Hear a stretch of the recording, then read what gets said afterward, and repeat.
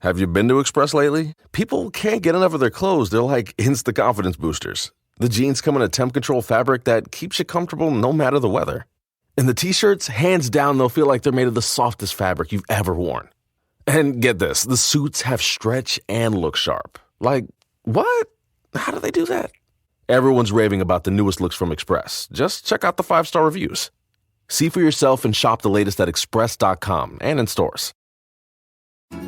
In the Smoky Mountains, it's not just about getting away.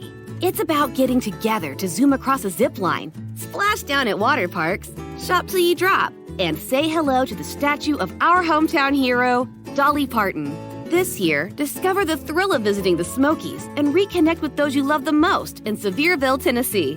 Learn more. Visit Sevierville.com. That's visit SEVIERVILLE.com. Thank you for calling 423-GET-FAME. That's 423-GET-FAME. I would tell you to leave a message, but the truth is, I don't really care. I've had this hotline open for months, and not one of you jokers have what it takes to be famous like me. So leave a message if you want, but don't expect a call back. I've got way more important things to do than to waste my time on losers like Masquerita Sagrada and you all. Thank you, and have a nice day.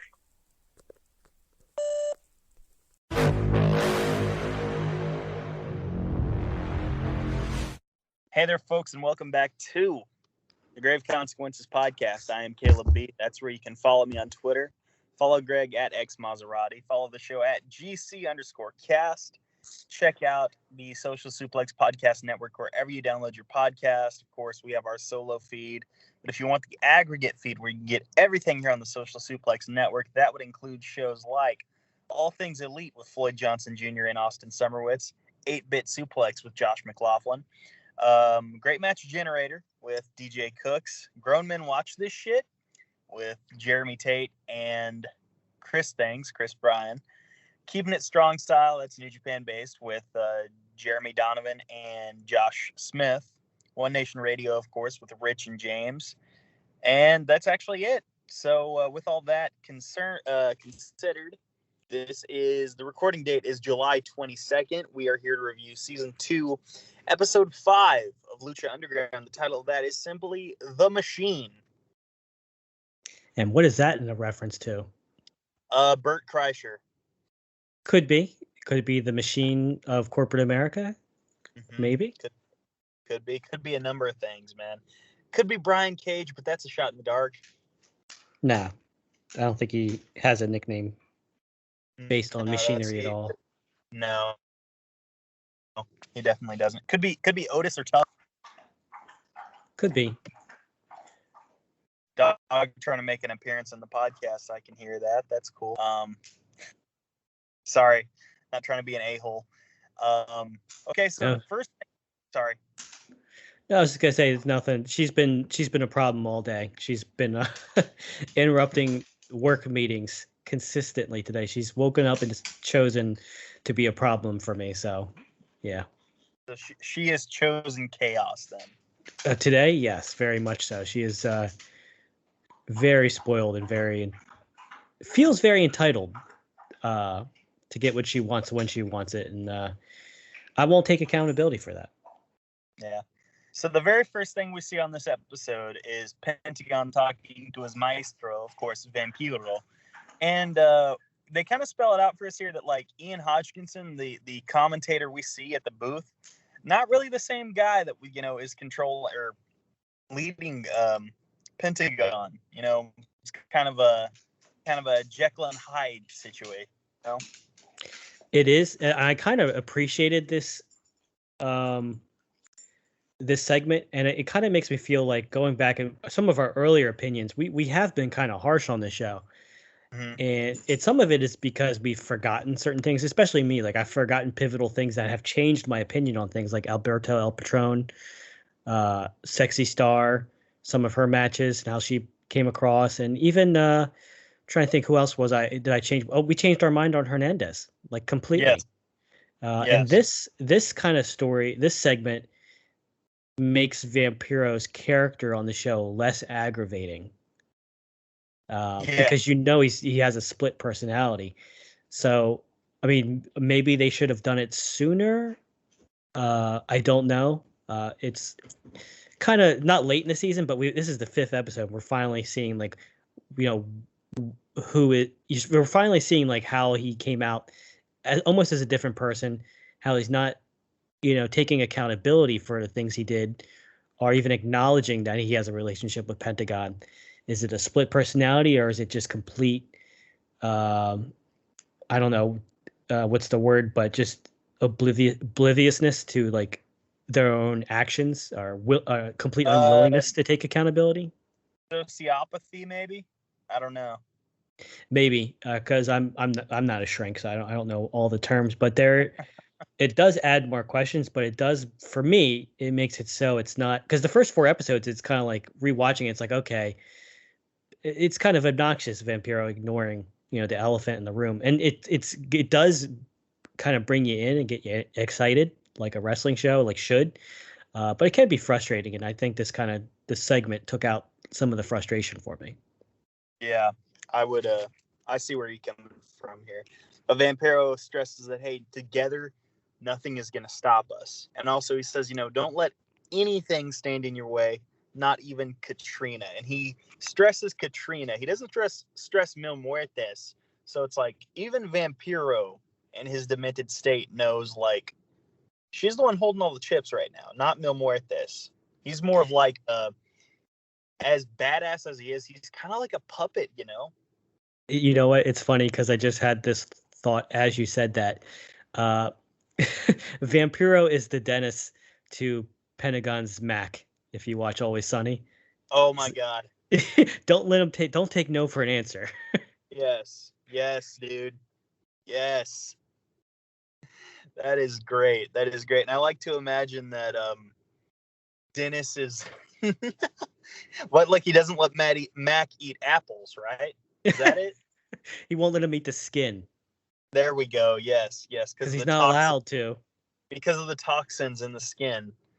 I want the episode where Vampiro buys a boat and they talk about the implications.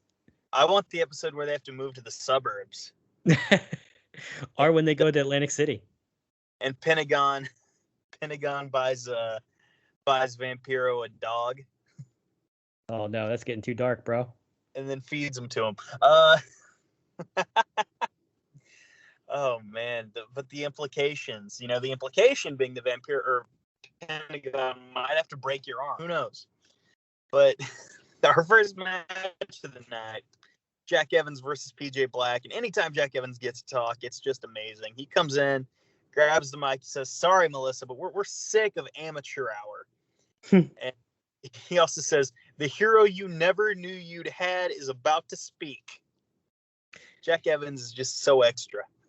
He's great in Lucha Underground. He's incredible. I don't know where he's at. I was talking to you I think it was the last show. He's bulked up. The last time I don't watch all of Dark and all of Elevation. Yeah. Just because AEW is starting to have more content than WWE almost. They have 3 shows now. It is a bit oversaturated. They had such a huge roster. It's crazy. I went to Dynamite last night, actually. I don't know if I told you that, but I went to Dynamite and, they did 4 or 5 matches on Dark before Dynamite, then they did 2 hours of Dynamite. And then we were an hour and a half into Dark Elevation, and we're like, oh, we need to get out of here because we had heard the Hardy Family Office music 5 times that night. It's getting a bit much, like a law of diminishing returns, Yeah, I haven't watched Elevation. I'm not sure. Is Elevation on YouTube or is that on TV?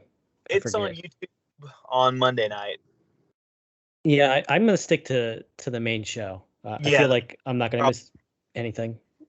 I would probably just give them Dark or Dynamite when they do Rampage. Do that because it's only an hour a week. So 3 hours of AEW a week, probably enough. Yeah, I'd say so. I mean, Dynamites have been really good. I haven't watched this week's. Last night's was amazing. I'm glad I was there. Yeah, I haven't gotten around to watching it. I might try to watch it tonight. I always forget Wednesdays. Yeah. Hey, it's fine, man. It's fine. So PJ Black is his opponent, of course, and I didn't write a lot down about the match because this was more about story than anything. More about story. I mean, I did like when Drago came out and he had that cool like super dragon mask on, like where it's just like a demon dragon head, had super long. It was elongated. It had long horns. It was like a demon dragon. Yeah. He's doing nunchucks on the top of the. I don't know what that thing is called, but like wherever Angelico always jumps off of. Jack Evans at one point throws his water bottle at him. Yep. And you would think he would be the one that takes the L because he's distracted by Drago, but Drago accidentally poison missed PJ Black. Mm-hmm. After PJ Black was able to do like I forget what move he did, but he did a really devastating move to Jack Evans when he was distracted by Drago, but Jack Evans was able to kick out. Yeah, he was. You're right.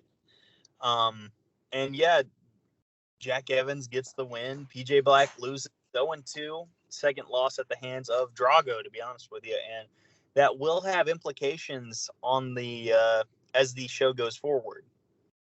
Yes, it will. But as we go forward, we see a commercial for a man in a suit.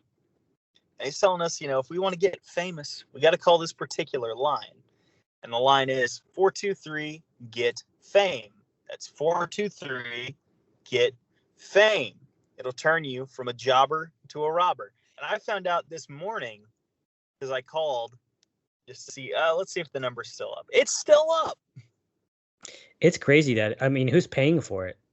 Who knows, man? Maybe they bought it out for like a certain amount of years. And because I guess this or next year would probably be the end of the 7-year contract that a lot of those people signed, yes. Well, it's kind of crazy because I think at the time it was a different message when it first came on, and I think it changed over time. It changed over time. It changed at some point in, I think, the second or third season. Yeah, that's the message we got was we can't say it. I mean, we'll actually we are going to play it, so it's be ready for spoilers. But actually, there's no more spoilers. He just mentioned someone, but it alludes to a storyline that happens, but. I mean, Famous B really does like a 180, almost a Hernandez 180, because this gimmick is really good. Mm-hmm. Absolutely. He goes from just random guy to get his arm broken to like, oh, this guy does commercials now. Mm-hmm. He becomes a very good character, very good talker. Absolutely. Next up, we had King Cuerno versus Killshot. This is a match that happened last year in NXT that people raved about for like a month. And I still haven't actually seen it. But this was, the basic story here is Killshot fought hard, but Cuerno was basically just too much. I mean, they had their styles are very similar. I know, Cuerno goes for that Predator type of style, and Killshot goes for something similar, but he's more like an assassin. Mm-hmm. So, like, there was one point where they're striking it, and Vampiro says, sounds like a gunshot. And it's alluding to their style. And when I saw their NXT match, I wasn't really that impressed. Like, because we've seen what they can do in Lucha Underground. And I was thinking about it, and I think it's just a style thing. Because they're wrestling in the NXT style, which is fine. Yeah. But, like, I'm really particular. Like, this is a subjective opinion. I'm really particular to the way they wrestle, both of them in Lucha Underground. I like that predatorial, hunter style, like where they're, really stiff strikes, really snappy moves, almost like how Benoit had that snap suplex. Yes. Like I really like that snappy Dynamite Kid kind of, even Daniel Bryan style. Like when, Daniel Bryan, when I first saw him, he was kind of wasn't the most exciting character, but his wrestling style. Yeah. So good. Yeah, no, you're absolutely right. I came up with a drinking game though for whenever they fight. Uh-oh. You gotta take a shot whenever someone gets kicked in the face, and you'll get shit faced. During a Cuerno match? Cuerno and Killshot. Take a shot whenever someone gets kicked in the face, or anytime someone slaps their thigh, you'll be going to the ER. Oh God. But yeah, Cuerno gets the win. Basically, he was just too much here, man. And after the match, he goes for the thrill of the kill, attempts to do it on the seal, which I always love. But he is stopped by Phoenix, who, when we last saw him, was beating King Cuerno in the last Luchador standing match. So this feud is still continuing. And it's fine for Killshot to lose here because they're building Cuerno up as like a legitimate gatekeeper in storyline too to get the mill. So if he had lost, it would have been something people complained about when WWE does something like with Killer Cross. Like it would be booking people complain about as much as as much as I like Killshot. It doesn't hurt him too bad because he's still upper mid card. Here. Even though his record isn't great, his move set and his style of wrestling is always so exciting that he's higher in the card. He does need some wins, but Cuerno is higher in him on the card in kayfabe right now, so not the end of the world. Yeah. So after that, we get the Texano Gauntlet, as I call it. It's Texano against both members of the crew and Chavo in that order. So he starts off against Mr. Cisco, super kicks him, and immediately pins him. You know what, man? I checked out for this match, so I'm afraid you're on your own. That's fine. That's fine, man. Matt Stryker at one point drops a Lieutenant Loco, which I didn't think we would hear MIA reference in 2016, but okay, that's certainly a choice. Cortez Castro's next. Cortez Castro used his speed to get the advantage, but didn't matter. Texano got the win. Chavo was next, and Chavo does get the win after Cortez Castro holds down Texano's feet with his own bull rope. So, like a live by the sword, die by the sword situation. Hoisted by his own petard? Sure. Maybe. Sure. His own bull rope? There we go. So, you checked out for that gauntlet. I don't blame you. Next up, we had a vignette for Dario Cueto, and Matanza is in the background, or not in the background, somewhere eating. We can hear him eating, and Black Lotus is asking, and it's not barbecue, by the way, that he's eating. It's not anything like that, of course. Black Lotus is asking if they can leave. Dario's like, we're headed that way, but it is what it is. And then Dario Cueto tells a story about Matanza saving his life. And he talks about, how an abusive mom that they had. And, she would beat him and Matanza. And the reason that bull, that red toro, is so special to Dario, because that red toro is what Matanza used to kill their abusive mother. And Lotus is like, I'm so sorry. And Dario's like, don't be. For me, it's a happy memory, because that's when I learned how much I love violence. So we're getting a lot of exposition for the Dario Cueto character here.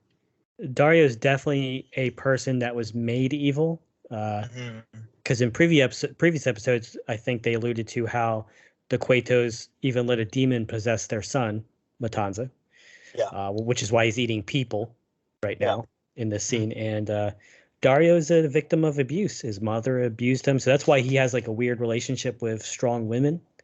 I think that could be why he was trying to destroy. If you want to like dig deeper into it, like why he was trying to test Sexy Star. Maybe it's kind of like the villain that doesn't believe a hero's a hero and is dead set to prove that they're actually a villain by doing villainous things. But he's such a good character. He's like such a deep. I'm not sure how on purpose they meant to make him as a character, but he's a very interesting character, very deep and a lot of flaws. And the story does revolve around him and the tribes. Like him and his family are pivotal characters for this story, much more than Black Lotus. She is just get rid of her. Yeah, she's pretty expendable at this point in time. She just doesn't. I mean, her story just does not. I think they sidebar a little bit and they reposition her into a role that makes more sense for her. Going forward. But it was a whole season of her being silly. Yeah, absolutely. So after that vignette for Dario, we see a vignette for the new proprietor of the temple, Katrina. Katrina's walking inside the temple, somewhere in the back, probably where, Puma does his bicep curls and everything. And Pentagon yells for her from the training ring. Pentagon asks for a match with Mil Muertes. Katrina says no, and this leads to some fight choreography. Pentagon eventually gets the better and has her in the position to break her arm, and then she just disappears with the darkness. Yeah, anytime those lights go out, she gets her powers and she can just disappear. I mean, financially, it's probably the smartest way to, film someone teleporting. Yes, most likely. She was, but when he was doing the arm breaker, she was starting to bite her lower lip. So I don't know how much she was against it. She seems to be a pretty chaotic god. Yes. Masochistic, yes. Sadistic, masochistic, maybe all of it. We can assume she's a dangerous woman. Yeah. Better be careful there, Greg. I know this is when I fell for her. Next up, our main event of the evening, Johnny Mundo versus Cage. And I noticed that, oh, by the way, we didn't point it out earlier, but Cage, he's got a mohawk now. He's got like a Taz mohawk, right? Yeah, he didn't have that mohawk in the first season. No, I don't think he did either, no. He came back from the break with the mohawk. It was pretty cool. I ain't complaining. I mean, it's a cool looking mohawk. Yeah. And being the face that he is, he enters from atop the stairs now. So that's really cool too, in my opinion. Nice little attention to detail. There was in this match, there was a very bad Mike Tyson impression by Vampiro. I'm glad you noted it. I did too. It was so bad that Vampiro was like, hey, don't do this ever again. Yeah, it trailed off. It didn't even make sense why he was doing it and what he was even saying. Yeah. But that stood out really bad. I mean, he has his moments, and we're not trying to pick on Vampiro as a commentator, but it was noticeable. No, Stryker was the one that did the impersonation. Oh, it was Stryker? Oh, well, he should feel bad. Yeah. Absolutely. He should know better. Absolutely, he should know better. Oh, man. Mundo, by the way, had a pretty clear strategy from the ring of the bell because he slapped Brian Cage right in the face as soon as the match started. This was, I mean, as we said before, Mundo, he makes matches so much better than you really expect them to be. He adds so much, and him and Cage are a great matchup. Their styles go well together, so they go well like peanut butter and jelly almost. Like this was a great match. One of my favorite moves was what was called a step up springboard quark. That's what they said. My closed caption said thwart, THWART.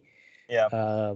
Quark is like a particle, like an atom, and a thwart, I don't even know what that is. So I don't know if that was just something Stryker made up or if that's actually the name of the move. It looked like it was one of those he springboarded and he just did kind of like a flipping crossbody, I think. Yeah. It was cool, but I didn't know it needed its own special name. Oh, man. But yeah, the main story of this match was that, Johnny Mundo dominated a good early portion of it, but ultimately Cage was the better man here, even when he was like sucking wind, because he was winded pretty quick tonight. I don't know I'm sure that was just a story choice because Cage, typically his conditioning is pretty good. Mm-hmm. I mean, they are trying to sell that one, he's a machine so he can keep going, but the thing is with Mundo, he's so agile and with all his parkour and everything that even though he's a machine, he could still, He's wear still him gonna out. Gassed for sure. Yeah. And I mean, I know Cage, I'm not sure how close you are to the end, but we could start. I have some notes on the end. Okay. Let's see here. Cage at one point hits the F5. It's called the Lucha Destroyer. Only gets a 2 because Johnny gets to the ropes.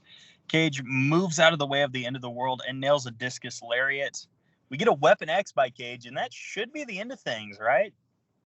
That's exactly where I was going to end up. I mean, it's a visible and clean win. Like it's just he hits that finisher clean. Yes. On new deal. Right on the seal, right? Yep. Yeah. But then we see someone that shows up. Yes. And they introduce a foreign object that gives Johnny the opportunity to win. So we see a blonde luchadora introduce a pipe into the corner of the ring, and she decides to distract the referee. Johnny grabs the pipe and hits Cage with it and steals the win. We find out this luchadora is named Taya. Yes, Taya Valkyrie. Frankie Monet in NXT now. Oh, she's in NXT now? Yeah. She signed back in like February or something. Dude, NXT's got some really strong female talent now. Like they got, I know people are talking about Shotzi and I think Tegan going to the main roster. Yeah. But they also got Bea Priestley too. Yeah, So... she's in NXT UK, but okay. They've got Io Shirai still. They've got Candice and Indy Hartwell. Raquel Gonzalez is still the NXT Women's Champion. Ember Moon. Like they've still got plenty of good hands on the roster. Toni Storm. Oh yeah, they got a lot of female talent in their back pocket that probably are already ready for the main roster, but a lot of people will complain once they go up because they won't like what they do with them. Yeah. Let's see here. Oh, after the match, oh, by the way, Vampiro says, I got nothing but love for that girl. And I'm sure Taya definitely felt the love about a year and a half later when she had her belt stolen from her. But that's outside of Lucha Underground. I don't think Vamp has any good relationship with any wrestlers. Nah, I think he's kind of a pariah.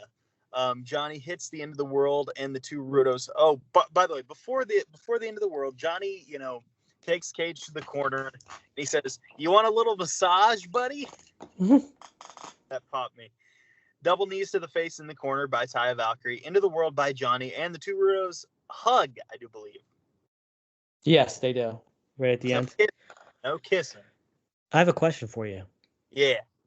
Do you think some aerial moves and dives would be better if they were done against someone that's standing instead of someone that's grounded? For example, last show, I think you said you didn't really care for the end of the world because it doesn't really ever hit correctly. Yeah. What if he hit them standing? Because then they could catch him, they could absorb the full impact, and then they could all land together. Yeah, that could work. Because I have the same complaint about some diving moves. Yeah. And I feel like if people were standing, it would be less impact on some people's knees, right? Yeah. And they wouldn't have to completely miss. Like a swanton bomb. A swanton bomb is a move I've never really liked. Yeah. Because it doesn't really make much sense. Yeah. Like you're hitting them with kind of the back of your head and you're flipping right at the end. Yeah. But if someone did that in the air, they could really just hit them as they're flipping. Uh-huh. No, you're right. I see where you're coming from.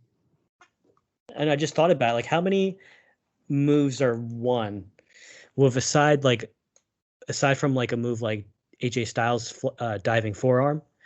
Yeah. How many diving aerial moves are done to a standing opponent for a finish, for like a real finish? Not that many. Like I can't really think of any besides maybe Rey Mysterio's 619, right? Yeah. Or AJ Styles flying forearm.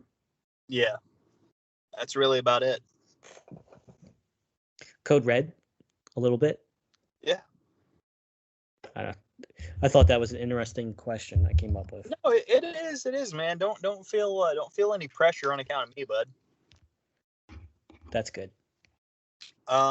Let's see here. Oh, after this, King Cuerno goes to Katrina's office, and Cuerno says like, "Hey, Phoenix isn't dying, and I'm tired of being the hunted. I want my title shot." And Katrina says, "No.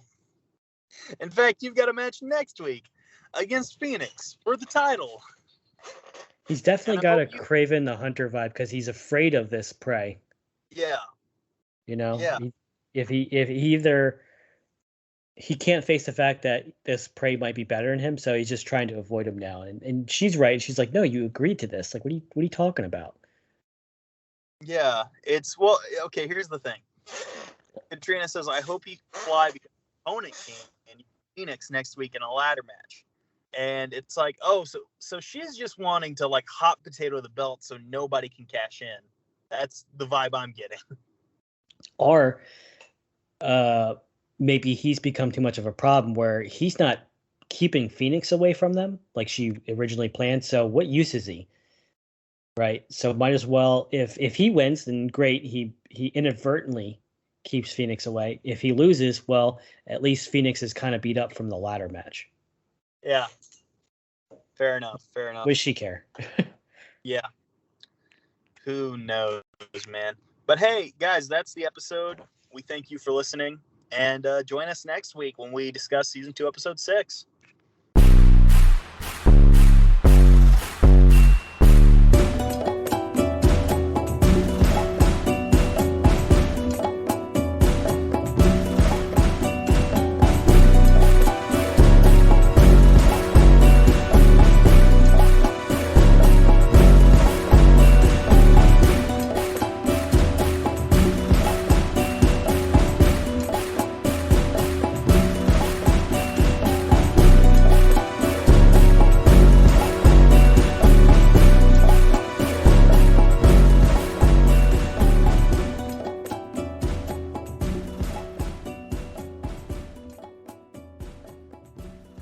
Have you been to Express lately? People can't get enough of their clothes. They're like instant confidence boosters. The jeans come in a temp control fabric that keeps you comfortable no matter the weather.